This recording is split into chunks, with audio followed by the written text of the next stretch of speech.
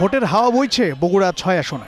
একসময় বেগম খালেদা জিয়ার এই আসনটি ঘিরেই এখন আবর্তিত হয়েছে দেশের রাজনীতি। ১৯৯১ থেকে ২০০৮ রেকর্ড ভোটে বারবার এখান থেকে নির্বাচিত হয়েছেন বিএনপি চেয়ারপারসন।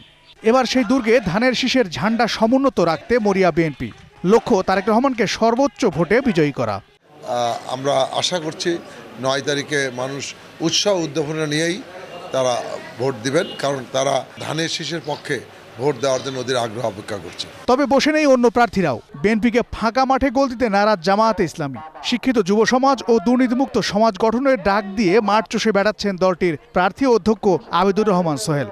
বর্তমানে যিনি আমার প্রতিদ্বন্দ্বী, আমি মনে করি জনগণ, বগুড়ার জনগণ এবার আমাকেই নির্বাচিত করবে। ২৪ জুলাই বিপ্লব পরবর্তী এই নির্বাচনে ভোটারদের চাওয়া আকাশচুম্বী। গত ১৭ বছরের উন্নয়ন বঞ্চনা আর ভোটাধিকার হরণের ক্ষত এখনো শুকায়নি। তাই ভোটাররা চান এমন একজন শাসক যিনি জনগণের ভাষায় কথা বলবেন।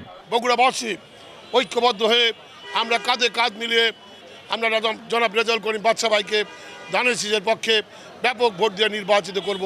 কৃষি ও ব্যবসা নির্ভর এই আসনটি বিএনপির শক্ত ঘাঁটি হিসেবে পরিচিত হলেও দীর্ঘ সময় উন্নয়নের ছোঁয়া লাগেনি রাস্তাঘাট বা শিক্ষা প্রতিষ্ঠানে। তবে এবার তারেক রহমান প্রার্থী হওয়ায় নতুন করে আশায় বুক বেঁধেছেন বগুড়ার মানুষ। তাদের বিশ্বাস অবহেলিত এই জনপদ এবার আধুনিক ও সমৃদ্ধ শহরে রূপান্তর হবে। জাফর আহমেদ শিমুল, গ্রিন নিউজ ডেস্ক।